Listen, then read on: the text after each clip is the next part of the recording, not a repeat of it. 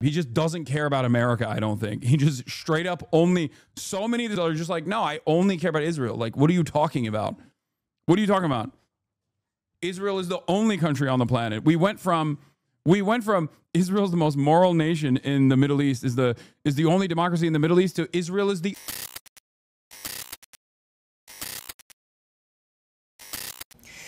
For more on the escalating Israel-Iran conflict, retired U.S. Navy Rear Admiral Mark Montgomery joins me here at the MAP. He's a senior fellow with the Foundation for the... The libs are popping off. This is not a lib.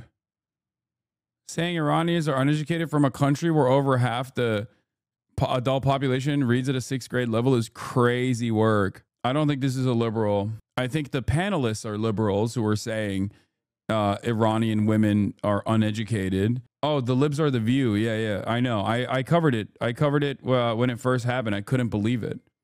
It's just like pure. It's like the statements on that panel, with the exception of like Whoopi, was so gross. Like, it was basically just pure unadulterated racism. Like, I could not believe it. Like, the idea that like these guys are throwing gays off the roofs, and also the women are uneducated. It's the worst place on the planet. It's like, dude, you are a psycho. Like, you are an actual psychopath. You are so confident in saying wrong things because you know no one will check you on this, because even retaliating with actual facts about the conditions in Iran will be met with tremendous animosity, because everyone else also is just as racist and just as not knowledgeable. Defense of Democracies. Admiral, welcome. Great to have you. Mike, thanks for being here. So since you're a Navy man, let's start with the U.S. Navy assets in the Middle East region. A second carrier group, the Nimitz, is going into the Arabian Sea this weekend. How significant is it to have 2 carrier groups in the region? Well, the big change is going to be the Nimitz was scheduled to come. It's coming faster. And I imagine the Carl Vinson strike group here will now stay. Okay. So we'll build up. And what that does is double the number of Navy fighter attack aircraft from, say, 50 to 100 that are available to conduct operations. The other big Navy group's up here. Okay. So these 5 destroyers, and there won't always be 5 exactly here, are positioned in the Eastern Mediterranean, medium-range ballistic missile defense of Israel against weapons fired from Iran, and they can do some limited work against stuff coming from the Houthis down here. But they have a unique capability with the SM-3 missile, so they're big players. These destroyers are still remaining in the Red Sea against Houthi attacks. Truxton, the Forrest Sherman. That's right. Okay. So let's move on. So here we go. So the most, like, dude, it's awesome. We got our most diabetic admiral to talk about, to basically huff and puff between fantasizing about how we'll strike Iran and how hard we'll strike them. Great, thank you. This dude is about to get struck by heart disease while he's on camera, okay? The only thing he struck is a donut. These are the facilities that have been attacked by the Israelis. Fordo is the big one that everybody's concerned about right now. It is not in downtown Tehran, the Iranian capital. Your thoughts on the targets, and what about Fordo? I think one of the funniest parts about this is that there's no guarantee that even the B-2 with its what is it called, like MOF or whatever, it's like the step above a bunker buster. Even the B-2 is not guaranteed to strike with the GB-57. No, not Moab. No, not the Moab, the mother of all, the MOP. Is not guaranteed to actually is guaranteed to actually hit Fordo. So this could basically be entirely in vain. Yeah, massive ordnance penetrator, the MOP, M-O-P. Thank you, chatter. Thank God I have so many missile autists in here and so many plane autists as well. But basically, as far as I have read, and again, this is not my area of expertise at all, but everything that I read from analysts, everything that I've read from people who love this kind of shit, there is no real guarantee that they can even strike the facility that's deep underground on the side of a goddamn mountain that they're even fantasizing about, which would imply that America would be joining this. America would be joining this military conquest with no real military ambition beyond simply escalating it because their ultimate goal is to destabilize Iran. Yeah, it's not just a guarantee. It's a certainty that it will take at minimum hours of multiple strikes for the 2 B-2s they deployed, if it's possible at all. They are specialized at striking basements, not sub-mountain complexes. Yes.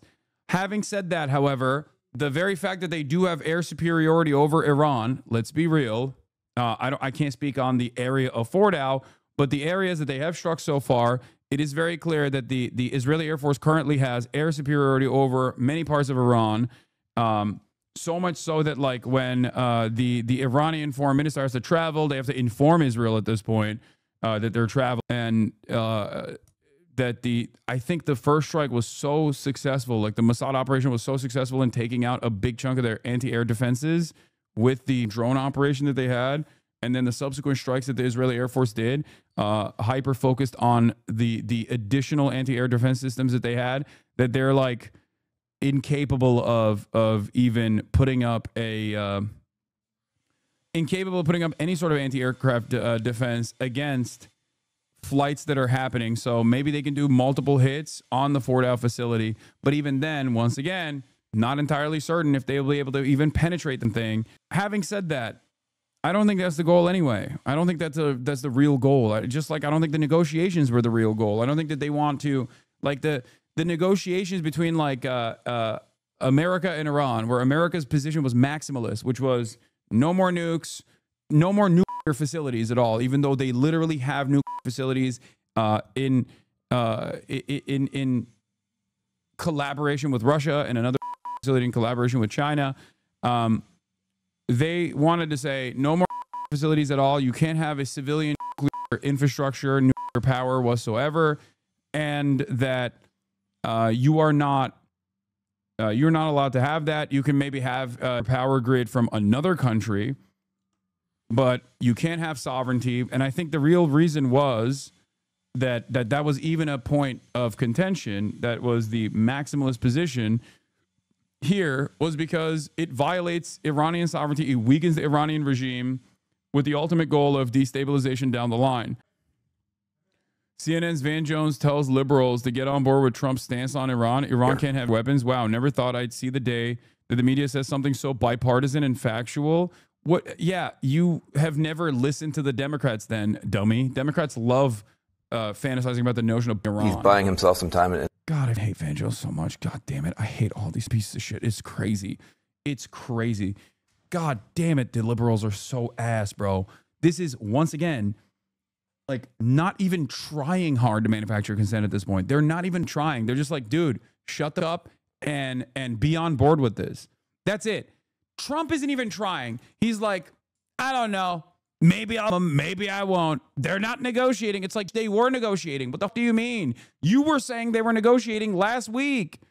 And then Israel struck them and you were like, haha, we actually did this super cool, super secret thing, which is to violate every principle of diplomacy by letting Israel do whatever the fuck it wants in the process of negotiations. This doesn't make any sense. They're not even trying. They're not even actively trying. And I don't know why they're not even actively trying. Maybe they've just like dropped all notion of democracy, where it's more like a might is right politics and what the fuck are you going to do about it at the domestic level, where they're basically saying like, nah, you know, we're going to Iran. There's nothing you can say about it. There's nothing you can do about it. Sucks to freaking suck. And the liberals are running around also saying we should Iran, but also we should do so in a way where it makes legal sense. Like, let's get congressional authorization first, please. Like, they're not even saying you need congressional authorization and we're not going to give it to you because you should not be bringing America into another. You said you were the peace president. Look at how much you're trying to do. This is the maximum amount of, instead of doing that and garnering some popular sentiment and launching a real initiative in the country, they are fully on board with it. They're either quiet on the sidelines and going, oh, I hope this happens, or they're actively championing it. Chuck Schumer's statement a couple weeks ago was calling Trump a pussy for not Iran. Hakeem Jeffries' statement yesterday was, Mr. President, we'll give you the legal authorization. We believe in the reasons as to why you want to strike Iran, which are bullshit, by the way. And the average American doesn't even agree with you, but we agree with you. Just let us do this the right way with congressional authorization. Like, that's basically what Hakeem Jeffries said. It's psychotic. In some room. I was also in the Holy Land very recently.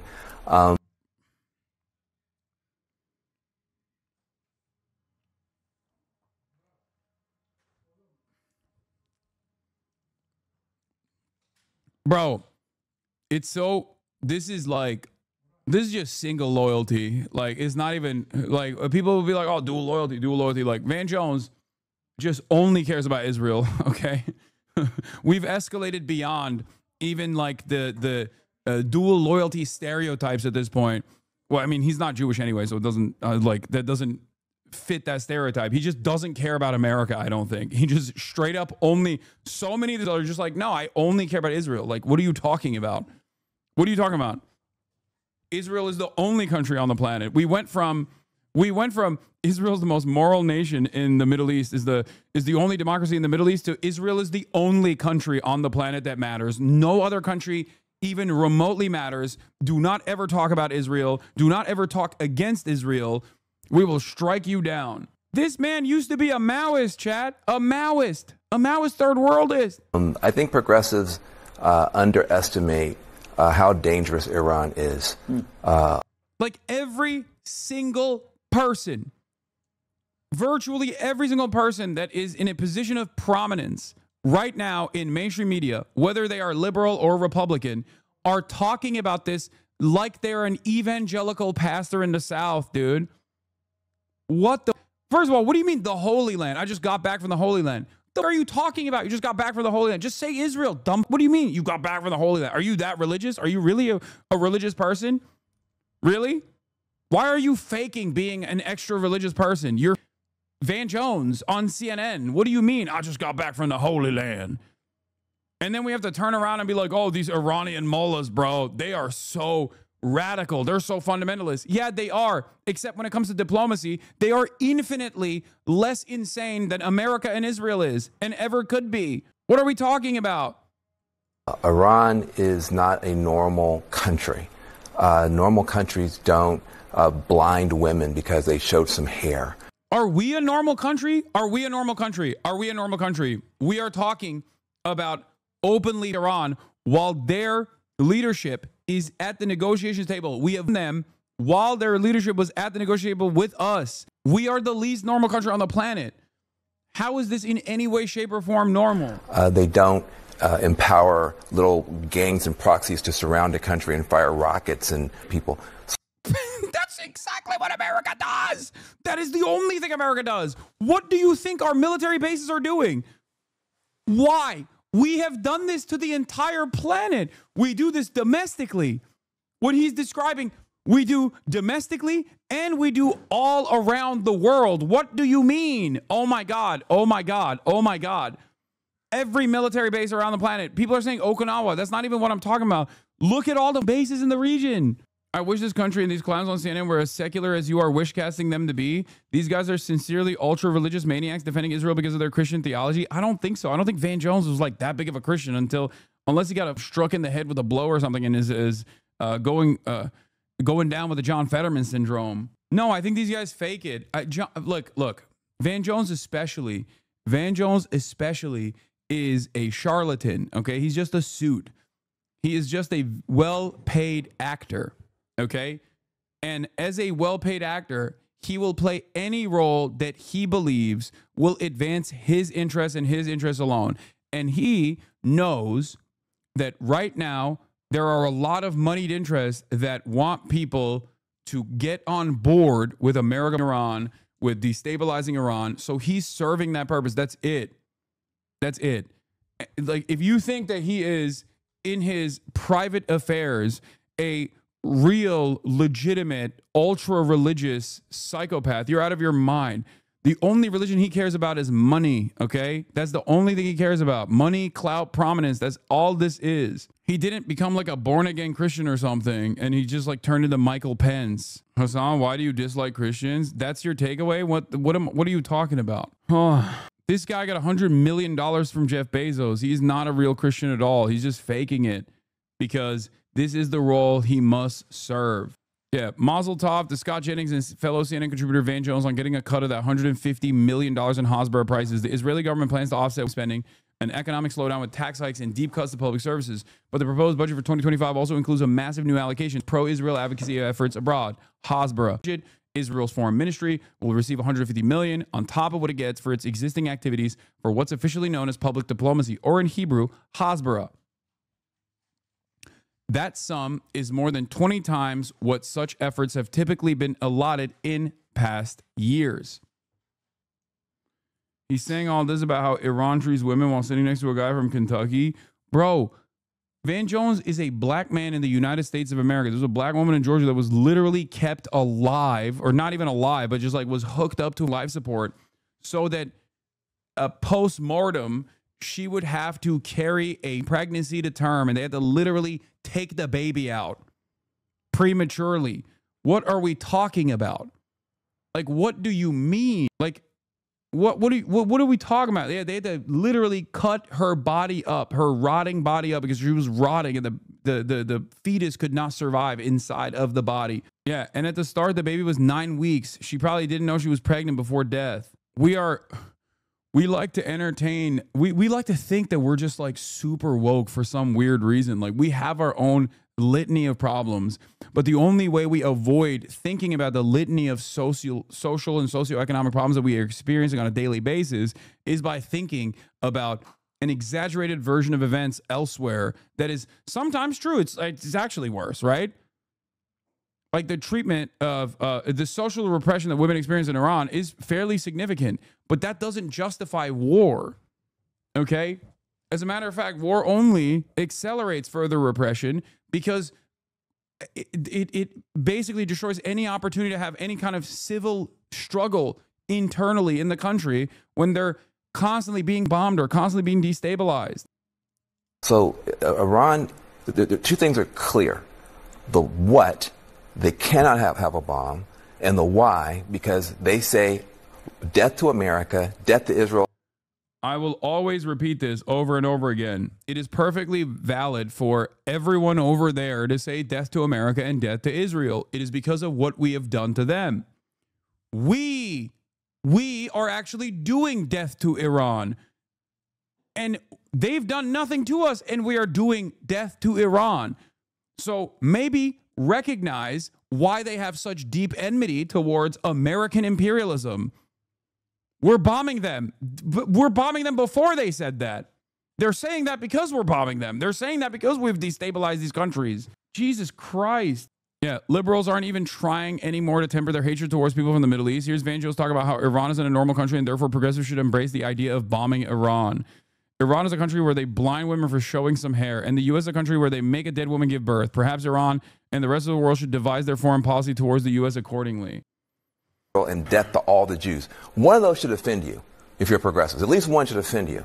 And so the question, though, is... No, they don't even say death to all the Jews. They say death to Israel, for the record. And even if they were to say all of those things, that's not a justification for killing all of the Iranian population. What are we doing? Oh, does anyone actually believe this bullshit? I think like a lot of boomers still definitely believe this because there's like, this is a relitigation of so much Islamophobia that was necessary to justify the war, the war on terror, the failure that is the war on terror. And they just quickly snap back to that position, and they're trying to relitigate it. They're trying to churn it out so that the American population is on board with the action that we take in Iran, except it doesn't seem like the American population is taking on this message, even if they even if they have deep hatred against every Muslim.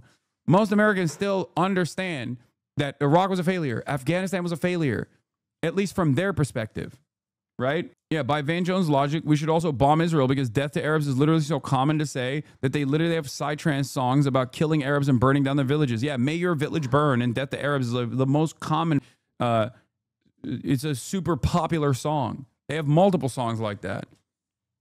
You're right. The relitigation and the way to frame it is the same old position. Same shit my parents just rattle off. The sick part is my parents went to Colombia. So did I.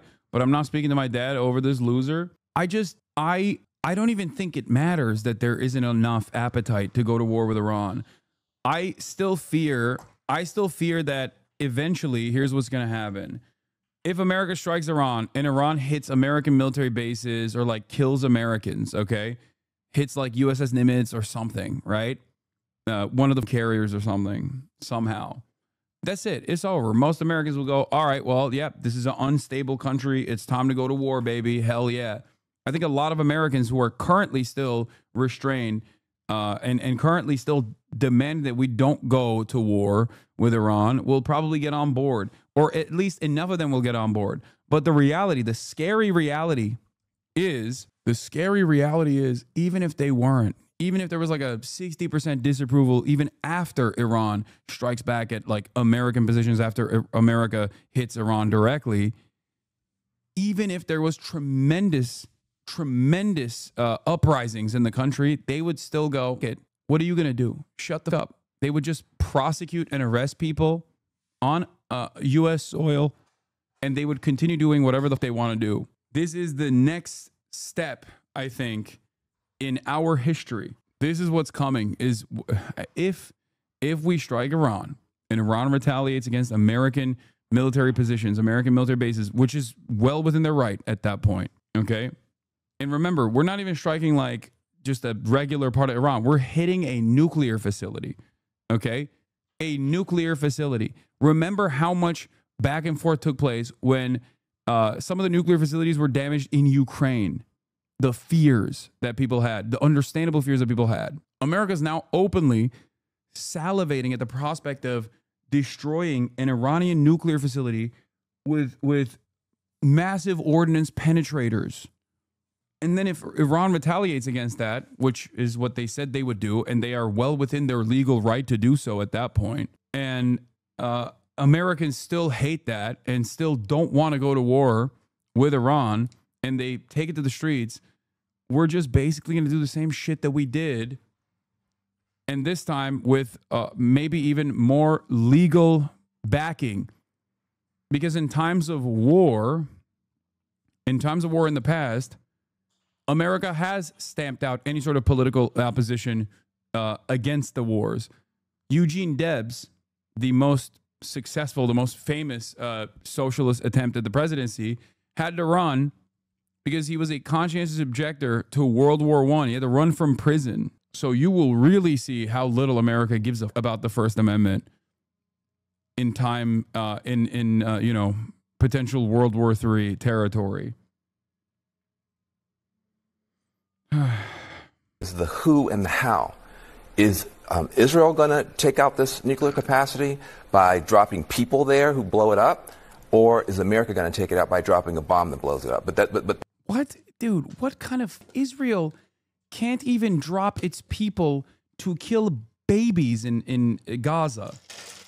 Israel, how many troops did Israel drop against Iraq? The fuck do you mean Israel's going to put actual troops? Israel is going to actually put a single Israeli in harm's way. That is the least likely event of all time. What are you talking about? What kind of idiotic statement is this? Half of the troops that explode in the Gaza Strip explode because they're too afraid to get out of the goddamn tanks. So after the Air Force rolls in and reduces the entire strip to rubble, tanks roll through the streets, and because they're so fearful of offering infantry to the tanks to protect the tanks, as is normal standard operating procedure for every army, you got 18-year-olds crawling out of holes in the ground and dropping bathtub rockets on the side of these tanks and lighting the 19, 20-year-old rear admiral generals on fire in the Gaza Strip. I don't even think America would drop troops into Iran. That would be devastating. It would be devastating for Iran, certainly, but it would also be insanely consequential for America. It would be the end of America. What an insane assumption.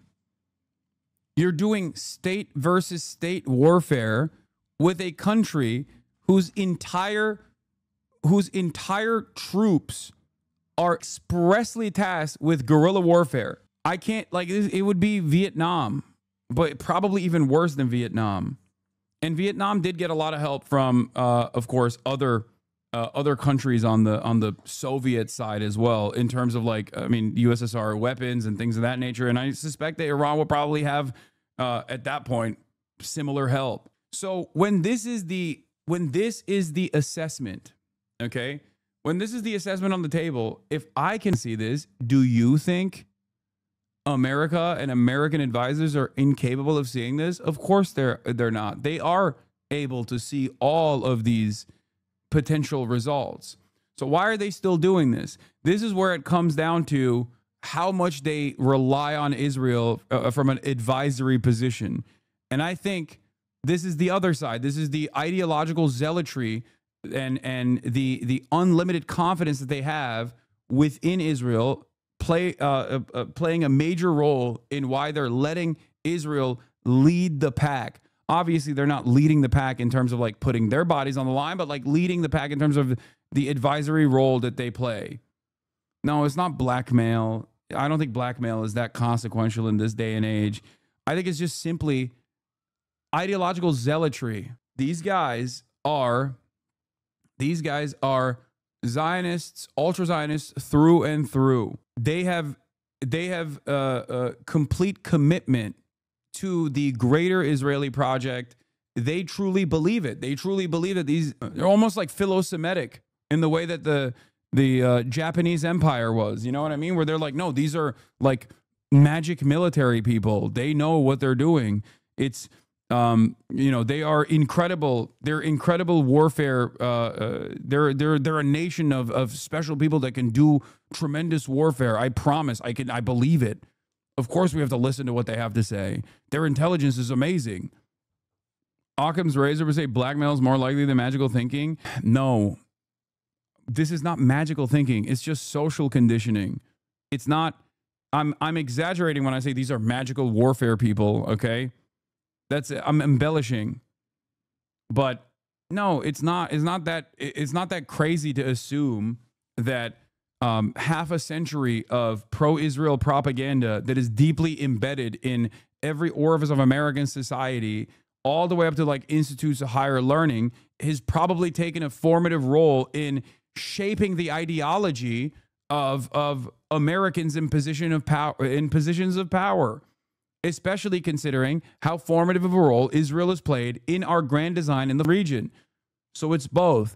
It's both the Mersheimer principle of like the Israel lobby and its pervasive influence, but it's also Noam Chomsky's attitude, which is that Israel is an extension of America. But that is precisely the reason, because it's a bit of both, that there are instances where like Israel steps out of line or actually will make decisions that are not as calculated as people think they are, but America lets them do it. No, magical thinking is a psychology term. Basically means that an adult has an idealized view of a person or entity scenario like Disney or Marvel brain.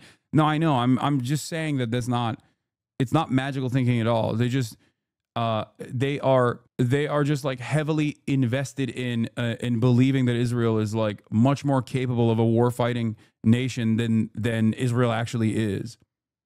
But the what and the why are clear, and I think progressives should get on board with that. We cannot have a nuclear-armed Iran. I was in the region. You were in the region. This is a very dangerous power that cannot get a nuclear weapon. What, by the way, you should listen to this at some point. Will the U.S. be dragged into war? I sometimes take questions on my Instagram stories, and while I usually answer by writing, which I already did in this case, I'm particularly inspired to... Who's this person? I don't know who this person is. By the way, you should listen to this at some point. It's long, so it might be too much to stream. For stream, she's really a brilliant analyst. Pretext, new State Department announces U.S. citizens lightly wounded by Iranian counterstrike. Several U.S. citizens were lightly wounded as a result of the impact of an Iranian strike. State Department tells CBS. U.S. is unaware of any U.S. citizens' death in Israel and in the West Bank. I mean, we know when Israel kills American citizens directly, nothing changes. So it'd be really interesting to see how they turn around and go, well, Iranian rockets lightly wounded lightly grazed an American, a piece of hair on an American's head. So I think it's time to nuke Iran. To make a video. Yeah. Scott Jennings scraped his knee on his, dick sucking mission, which we are attributing to an Iranian strike. I'm not going to watch the whole thing. I'm going to just see the first minute of it. Question. We are Thursday, June 19th, 2025. 6 days ago, Israel launched its largest ever strike on Iran, an unprecedented aerial assault targeting nuclear facilities, IRGC command centers, and air defense systems across the country. Key Iranian military leaders were killed, nuclear centrifuge networks disabled, and state media bombed during a live broadcast, not to mention the civilians who were killed. In response, Iran launched an unprecedented wave of missiles and drones at Israel, striking Tel Aviv, Haifa, and other major cities. And now many are wondering if the United States will be dragged into war. And this is my answer. The United States will not be dragged into war. The United States has been plotting for this war for a long time. It is its architect.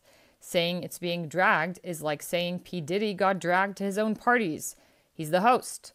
And the U.S. is the architect of this war, not a reluctant participant. Let me explain. One of the great misconceptions about the United States is the belief that the president is the ultimate decision maker, akin to an emperor or a king in the classical sense. No, the decision maker is not Donald Trump, nor has any other president before him ever held control over U.S. foreign policy. The decision maker or architect of U.S. foreign policy is the national security state. What does this mean? The organs of the shallow and deep state. The Pentagon, the headquarters of the U.S. military, the State Department, the U.S. equivalent of a Ministry of Foreign Affairs, the CIA, and the intelligence community.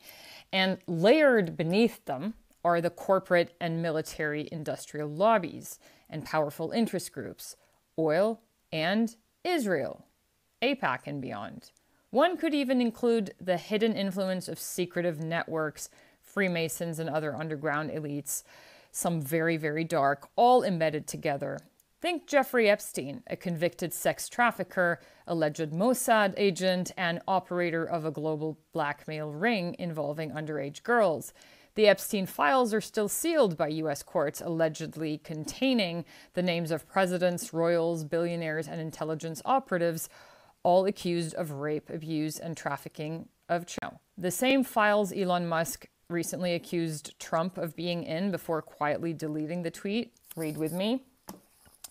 Time to drop the really big bomb. Donald Trump is in the Epstein files. That is the real reason they have not been made public. Have a nice day, Donald J. Trump. You see, this is not fantasy. It's part of the constellation of power that surrounds, insulates, and protects the system. That is the national security state. The president is not the architect. At best, he's a rotating spokesperson for interests that are far more permanent than his ego. And often, he owes his power, his protection, and his silence to the very deep networks that put him there. Okay? Even though campaign trails are filled with partisan rhetoric and dramatic contrasts, it's all theater. U.S. foreign policy has remained remarkably consistent across administrations, Republican or Democrat, dove or hawk. The illusion of change from one president to the next is a performance staged for voters. Voters too busy trying to stay out of a hospital that would bankrupt them to notice that it's exactly the same policy repackaged every 4 years. I'm not even kidding. If the American people were not drowning in medical debt, they might actually have time and clarity to notice the con. I don't know who linked this. I don't know. This is my favorite chat freak out. She said Freemasons? She believes in... Bro, what the... I had to go pee literally for a minute, and I left chat alone with one fucking video, and all of a sudden it's Freemasons? God damn it. She's wild, but some of the analysis is good. Okay, stop. Today I saw a shredded baby in Gaza for probably the 30th time in the past 20 months. Scores of starving people are killed, lining up for scraps in a daily sadistic mass killing ritual. This is what normal countries like Israel and the U.S. do, CNN tells us. Reality has no meaning. What sustains this alternative reality is not, if not a sophisticated mix of racism, corruption, chauvinism, and a quick and unforgiving system of harsh disciplining of anyone with a conscience. Are you afraid of getting out-analyzed? Yes. Shahed 136 drones do serious damage. Iran launched a drone which successfully penetrated all American and Israeli air defense systems, evaded pursuit by helicopters, and targeted a house in occupied city of Beit Shan. Seems like a targeted assassination with high precision. So that's the other thing I was going to talk about. We didn't even get to it yet, but a lot of the Iranian strikes have been penetrating the air defenses. A lot of the Iranian strikes, regardless of whether or not their capabilities of launching multiple missiles at once, it does seem like the Israeli air defenses have been drained. Okay? Because now they're launching less missiles and less drones, and yet the precision has gone up significantly. Part of that is because they're using newer technology now. They dumped the older payload early on, and now they're actually using faster missiles and newer technology, which the air defenses are completely incapable of intercepting. But it is interesting to note that the strikes have continued regardless of the Israeli air superiority that they claim they have over the Iranian airspace. Now, Iran is a massive country, very difficult to be everywhere all at once, very difficult to figure out whether or not these constantly moving missile delivery systems are evading the Israeli Air Force. But this is not a good sign for Israel. Just in, new footage reveals the moment when an Iranian drone struck the base on area. Israeli air defenses failed to shoot down the kamikaze drone, now granting the Iranians greater air superiority over the occupied territories as it fails to shoot down much slower munitions. Early strikes was probing for weak points in their defenses so that when they were to send in the better tech, they increased the likelihood of actually hitting their targets. I thought that they were also hitting the air defenses as well, like the missile launchers as well. I'm pretty sure they hit a bunch of missile launchers early on. Obviously, they don't have the same capabilities that Mossad had in terms of like deep penetration into Israeli society, where they could like launch a bunch of drones internally and like blow up some of the anti-air defense missile systems, anti-air defense systems. But considering that Israel supposedly has air superiority over Iran, I don't understand how they're not capable of taking out all of their launchers.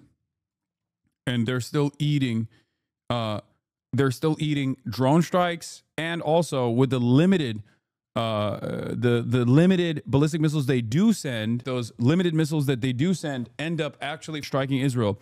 Now, the calculation here for Israel, if they are committed to defending their civilian population, as their defense capabilities are diminishing, should be whether or not Hasan avoids sex terms challenge impossible.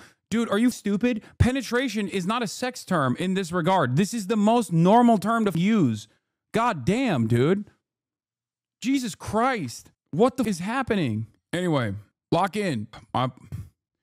The point that I was trying to make is that if Yemen and the other regional actors still have munitions and a capability and an interest to strike, let's say Iran is holding back on Hezbollah launching any sort of missile operations into Israel until the war escalates, until America joins in, and then while Iran is striking American targets, you can have Hezbollah and Yemen strike a diminished Israel that in previous times would have been able to easily intercept missiles coming in from Hezbollah and missiles coming in from Yemen. Not as easily for missiles coming in from Yemen because they have bigger ones as well, but still, because Yemen does not have the precise targeting capabilities that like Iran has. But if their anti-air defenses have diminished significantly, all of a sudden, those other countries, the remaining militancy in the region within the axis of resistance, can actually move towards Israel to do big damage. Just something to consider as what could be the trump card here. So exactly right. They've hit Natanz, Isfahan, and other Iraq and other sites here, and done significant damage. They've been around Fordo, but the reality is the president's right. Prime Minister Netanyahu said they could take Fordo. I think a fair statement is they could do significant damage to Fordo. Yes, Yemen has said that they will time their missiles. They will coordinate their missile strikes with Iran. But as far as I've seen, there hasn't been a lot of movement from Yemen so far. That could, given Yemen's resources and their tenacity, I would assume that they are holding off rather than having their capacity significantly reduced by the joint Israeli and American strikes that took place in Sana'a. Reuters now reporting what? Reuters reports that Israeli officials told U.S. officials that they could act on Iran's Fordow nuclear site before the end of Trump's 2-week deadline. Yeah, no shit. Yeah, so what we're looking at here is we're being told this is, I think, anywhere from just shy of 200 to 300 feet in depth. There are all kind of reports out there of 1,000 foot, but I think that's more propaganda. So what you end up doing is if you saw the movie, the latest Top Gun movie, eerily enough, this is that plot kind of coming to fruition in real life. It's not just one bomb. It'll be a bomb after a bomb to get through that penetration. And just lastly, that's what you're talking about. Can penetrate up to 200 feet below the surface. And then, of course, we'll see it try and put the second one in there and go down in there. Yeah. Let's bring in David Burke, our Top Gun and former Top Gun instructor, retired U.S. Marine Corps officer. Now, David, I don't know how well we did that, but you know this better than anybody. Talk to us about, questions over whether or not this can successfully be done. Joey Jones just crushed that explanation. You guys hit the nail on the head. So really well done. This absolutely can be done. There is not a cave in the world deep enough to defend itself against the American military if it needs to hit it. And the weapon system and the aircraft and the mating of that, exactly right. Now, this is a hard problem to solve, but it is absolutely a solvable problem with this system. This is just like Top Gun. Anyway, this is what the spokesman for Yemen's Ansar Allah, Yahya Sari, said. Confirming that Yemen will target all American Navy and commercial vessels in the Red Sea and Bab al-Mandab if the U.S. goes to war with Iran. This is also part of the reason why they, I suspect, are holding off on their stockpile and not deploying everything that they have at this moment. Here, let's see what he had to say. The battle with the Israeli enemy, the aggressor against Iran, with what it has previously committed of crimes against the Palestinian people, genocide and continuous attacks on the... Okay, it's too fast. Attacks on the Lebanese and Syrian peoples and the aggression against Yemen, then a move towards a comprehensive aggression against the Islamic Republic of Iran under the title of changing the face of the Middle East. And the Israeli enemy seeks complete control over the region and implement the Zionist plan with open American support and American partnership, and is trying to remove the Islamic Republic of Iran because it considers it the greatest obstacle to the achievement of its plan. Therefore, any American attack, aggression against Iran, yeah, basically, all right, whatever. He just said exactly what the summarization was. That if America gets involved against Iran, Yemen will restart their aggression towards American Navy vessels in the region, and the ceasefire will be nowhere. But the only way you're going to destroy Fordow, and it's not a guarantee, but the only possible way are B-2 stealth bombers delivering the GBU-57, that 30,000-pound weapon. Okay, so let's continue on. This is Fordow. Good look at it. Here's the facility. So you've got tunnel entrances here. You got centrifuges beneath the mountain. You got a support building at 18,000 square feet, a checkpoint there. There's been some suggestion that Israeli commandos could do the job, but that has great risk. So there is a lot of attention, obviously, on American might. And was this type of diplomatic breakdown have a ripple effect even outside of the Middle East? It depends on what America ends up doing. I suspect in the long term, who knows, this might actually cause the populations of a lot of these Gulf region states and all the Abraham Accord states and even Turkey with NATO to really reconsider how their leadership has involved themselves alongside America and Israel. Could potentially lead to some rebellion in these places. They will be violently squashed, of course. But That's in the long term. In the short term, if you're asking me what the calculation is for all of these regional actors, they are fully and unconditionally in support of America and Israel. These guys hate Iran more than they hate Israel. I promise you. If you ask KSA, UAE, I'm not even factoring in Morocco, obviously. They're a major component here, or a major trade partner to Israel in perpetuity. But for all of them, they absolutely hate Iran way more than they hate Israel. Okay? No, they don't. I'm talking about the leadership, dude. The leadership. If you personally think that the only reason why Gulf leadership and Abraham Accords countries exclusively release damning statements against Israel in an effort to thwart rebellion in their countries because their populations are obviously anti-Israel, you are silly. Iran is a market competitor. Iran is a political competitor that is a domineering force in the region. Iran is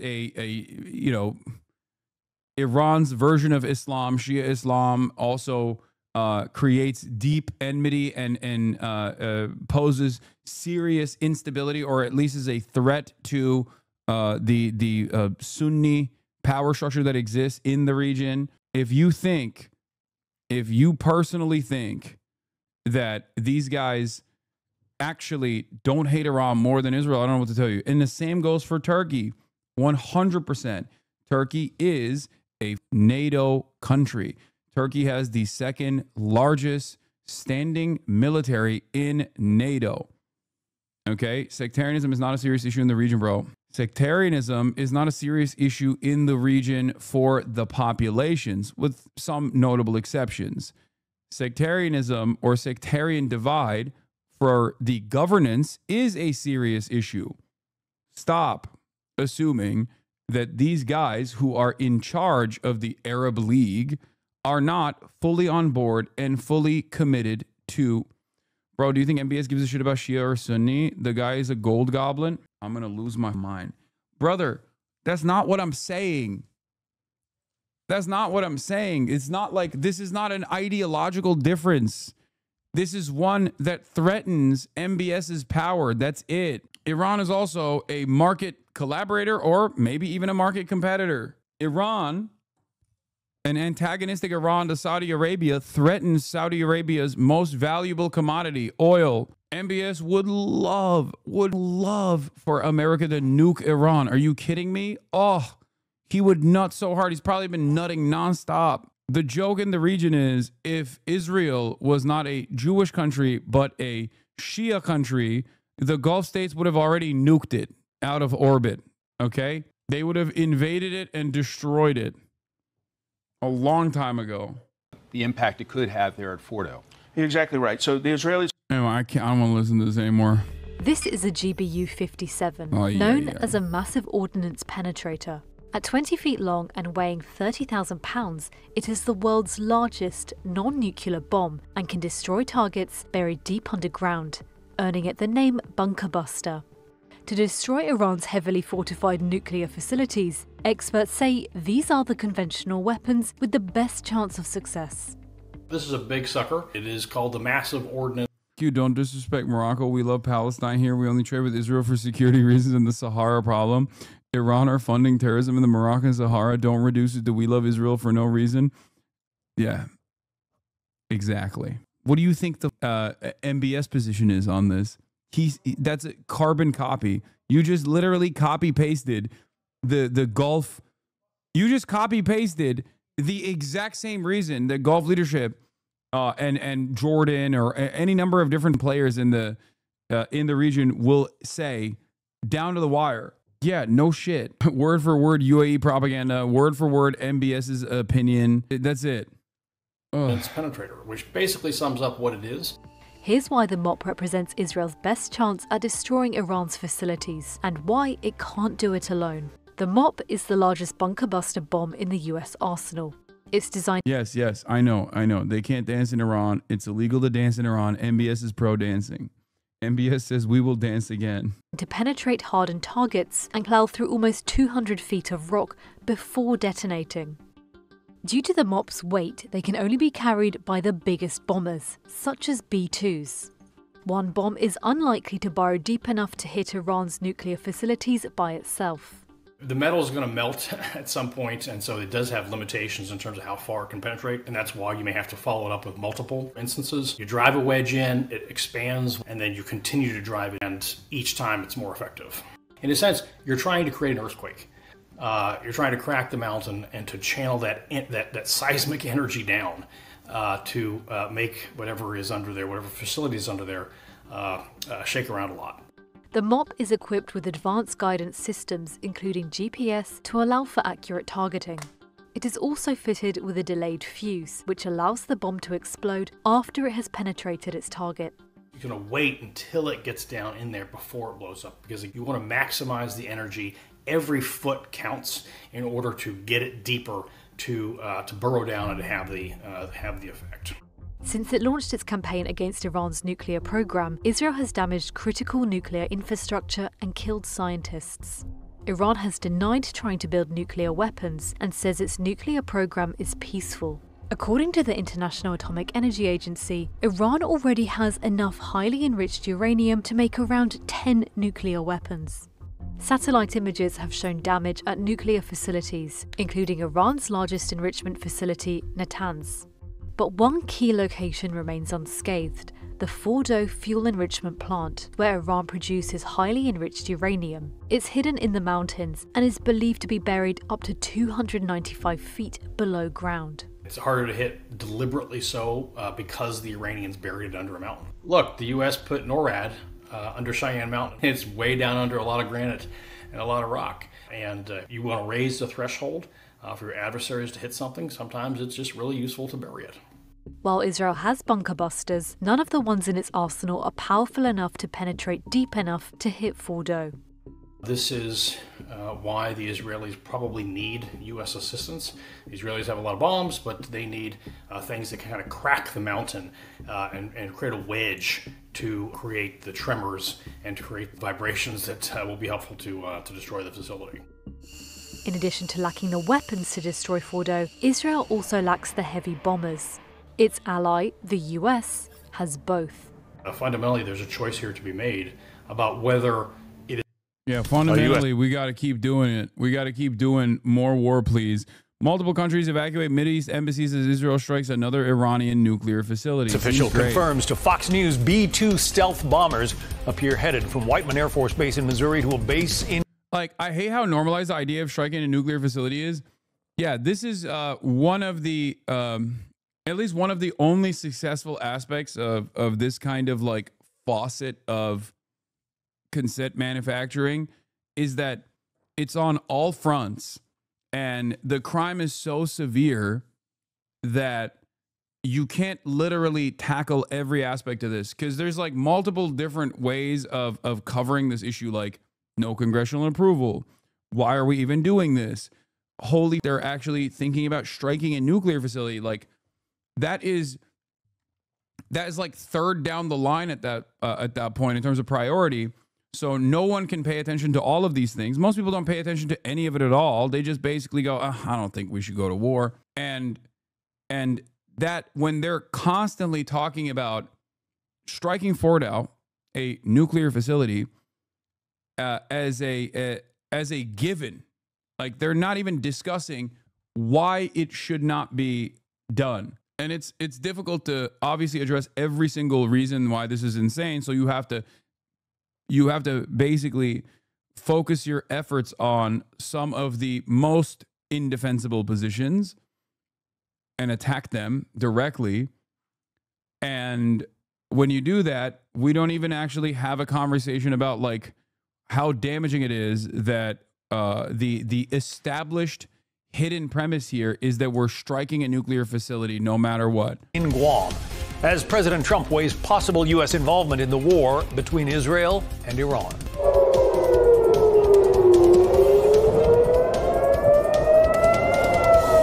It is now week 2 of Israel and Iran trading strikes. Meantime, the first talks on Iran's nukes since the warfare began were held in Geneva, but no breakthrough.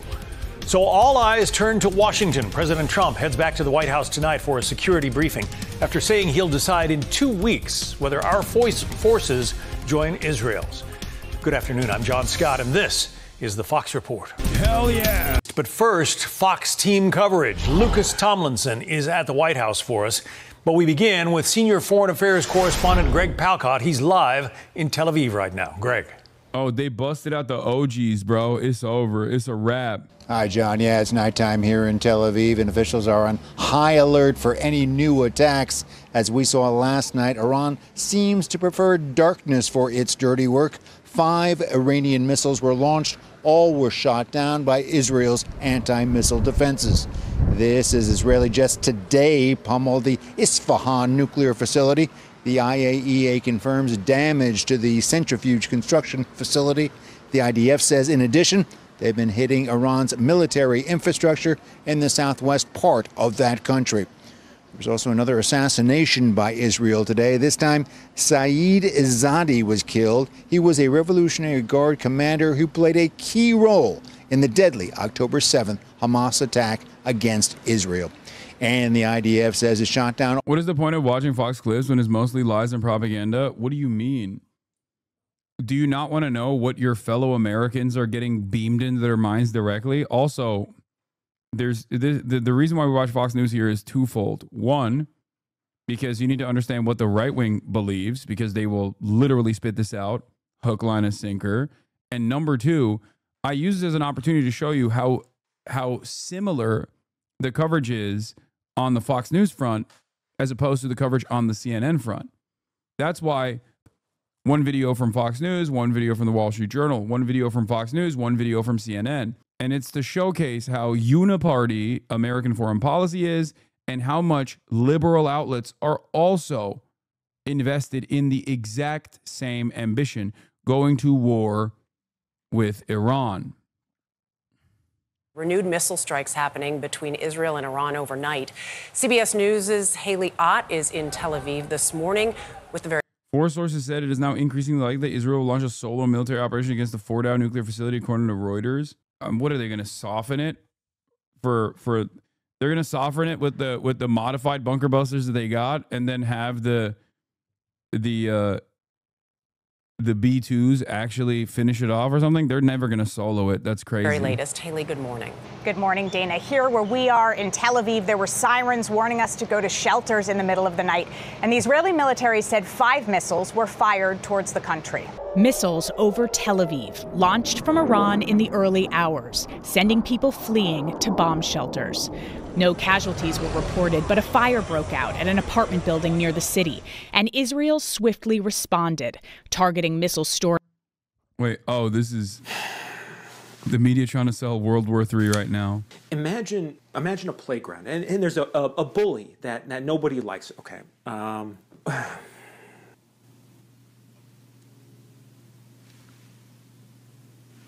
Iran. No. You didn't even. You got to let me finish. The way you're saying what? It. Iran? We need to normalize relations with Iran. We need to bomb Iran. That does sound cooler. Nobody wants this. Could I interest you in some cool footage of bombs exploding? No. What if I told you they're an existential threat? Oh. Weapons of mass destruction. Okay. Yeah. The problem is they're like, if we just keep repeating it, then maybe we'll pick up some steam. No. That's all this is. All they're doing is just basically saying it over and over again with the hopes that like some dummies will actually believe it. Like some dummies will get scared. The Times has published an article urging war on Iran, which is co-authored by someone who was wanted by the ICC for war crimes, a new low for British media. Israel has done most of the job. Now Trump can finish it. Co-authored by Niall Ferguson and Yoav Gallant. The only one Air Force has the power to take out Iran's last standing nuclear enrichment site. Incredible. As of 2021, more Americans thought Iran had nuclear weapons than thought Israel did. Tells you a lot about the quality of U.S. media coverage of the two countries. Yeah. Great. I love when they do polls like this and the media covers these polls, because I always say it's like a flex. This is the media basically flexing how successful they are at dumbing the American population.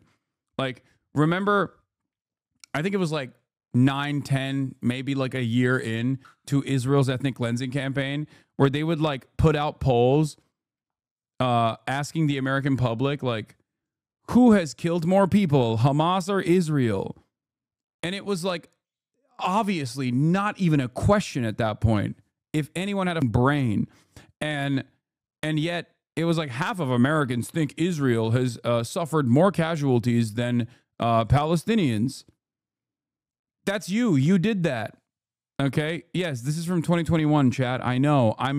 The reason why I'm showing this is for a broader point. I'm not saying this is what they think right now. They probably still think this, but that's not my point.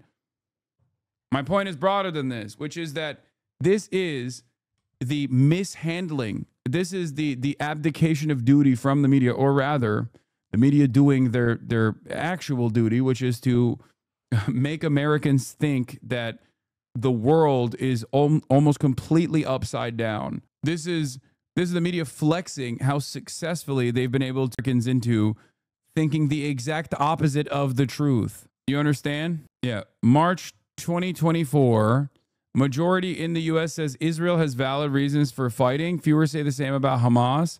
This was the Pew Research that was conducted, and the majority of Americans thought that Israel had withstood more casualties than Palestinians at that point, which was obviously not the case. It's not loading. All right, calm down. Origin launch infrastructure sites, it said, as well as the Isfahan nuclear site, and killing 3 Revolutionary Guard commanders. Iranian state media reported a 16-year-old was also killed when his apartment building was hit. Here in Israel, this week of war with Iran has rattled both residents and visitors caught up in the fighting. Wide-scale flight cancellations mean many Americans are now trapped, including Adi Gabay and her daughter Alexis, who have been sheltering in place as they wait for guidance from the U.S. Embassy. There's a lot of stress in the background with the uncertainty. It's as if sometimes it feels like getting out of here feels insurmountable. Warren Cohn was on a business trip when strikes began and his flight back was canceled. He thinks the U.S. should be doing more to get its citizens home. Mr. President, please bring me home to my family.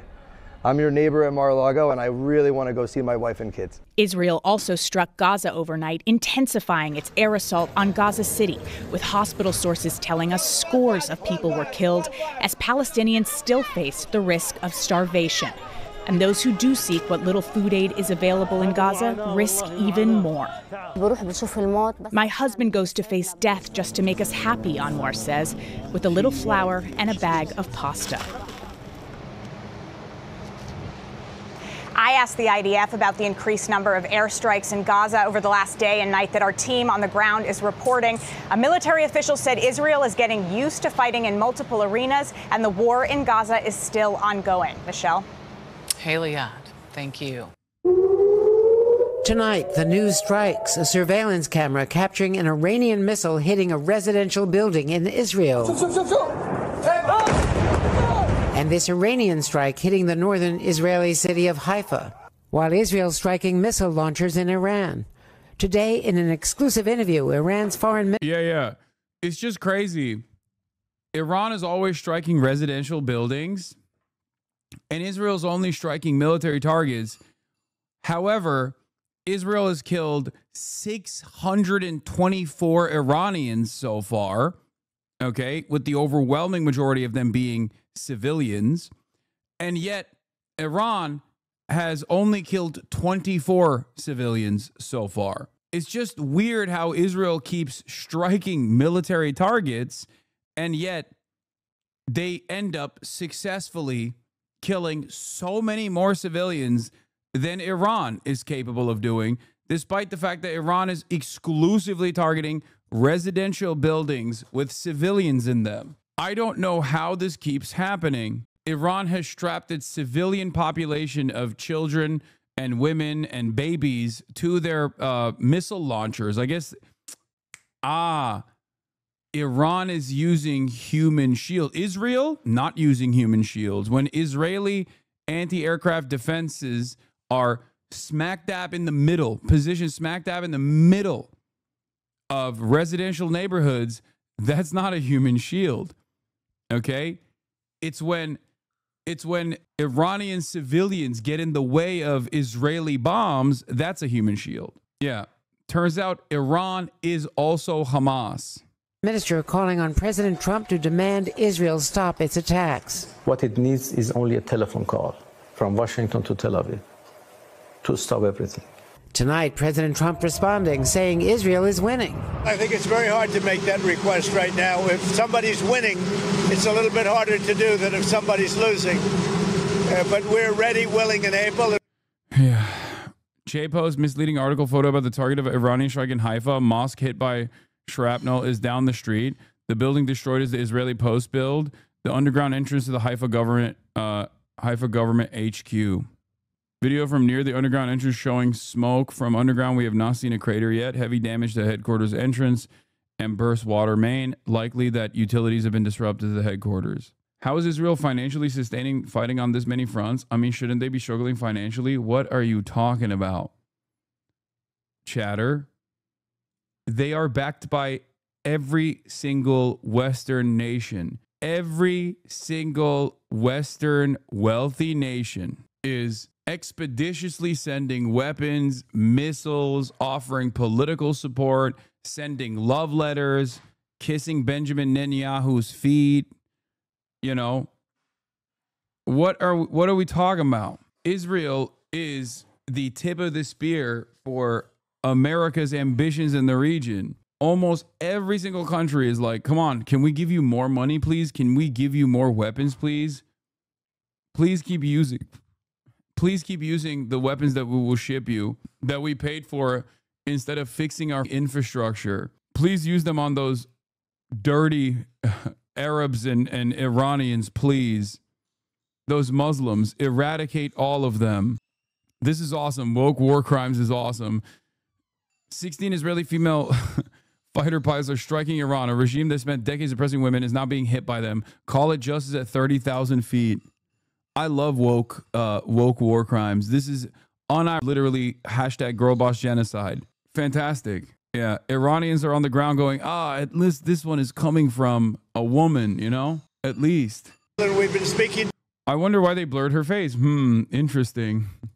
It's rather odd that since grassroots initiatives were launched to directly identify every single Israeli occupying force soldier in the process of, like, I don't know, wearing women's underwear in a fucking in a house that they displaced the residents from, possibly killing them. Since those lists started circulating online, Israel has, as a matter of operational security, decided to never show the faces of their soldiers.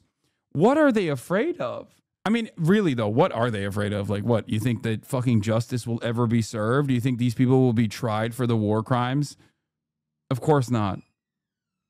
Unless they also are not confident that Israel can maintain this going forward. Who knows? You got a beef with Hoda Khatebi? Why won't you watch this clip? It's so relevant now. I've seen that clip. It's a very famous clip. I don't care to watch it right now.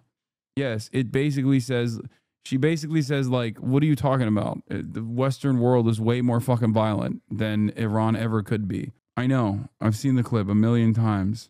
To Iran, and we'll see what happens. All of it as President Trump again met in the Situation Room as he decides whether to launch a U.S. airstrike on the underground Iranian Fordo nuclear facility. Only the U.S. has the bunker buster bombs capable of destroying it. Within a matter of weeks, or certainly within a matter of months, they're going to be able to have a nuclear weapon. We can't let that happen. He said he'll wait up to 2 weeks to give diplomacy a chance. Just a time to see whether or not people come to their senses. Tonight, Iran's foreign minister tells us they won't resume talking to the U.S. until Israel stops attacking them. Can diplomacy produce a solution in 2 weeks? Well, I think it's up to, Americans, the United States, I mean, to show their determination for going for a negotiated solution.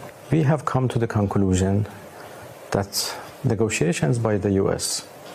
was in fact a cover for what Israelis did. So they had perhaps this plan in their mind, and they just needed negotiations, perhaps, to cover it up. I can't believe how anti-Semitic he's being. Wow. You mean to tell me that Israel, the most moral nation, the Jewish nation, would ever use the cover of denuclearization agreements to strike first at Iran? Wow. Wow. This kind of anti-Semitism, this is exactly, I mean, this guy just signed his own death warrant, okay? Wow. More blood libel. We don't know how we can trust them anymore. What they did was, in fact, a betrayal to diplomacy. While Iran vowing to respond to any U.S. strike. Would Iran retaliate against U.S. targets and U.S. forces in the region or elsewhere? Well, when there is a war, both sides attack each other. That's quite understandable. And self-defense is a legitimate right of every country. President Trump again rebuking his director of national intelligence, Tulsi Gabbard, who said Iran has an unprecedented amount of enriched uranium for a state without nuclear weapons, but that Iran's supreme leader has not yet authorized the nuclear weapons program. My intelligence community is wrong. She's wrong. Tonight, Gabbard says her previous comments were taken out of context, while Iran's foreign minister told me Iran's nuclear knowledge cannot be destroyed by bombs. Tom. Andrea Mitchell with that big exclusive tonight. Andrea, we thank you. We thank you for watching.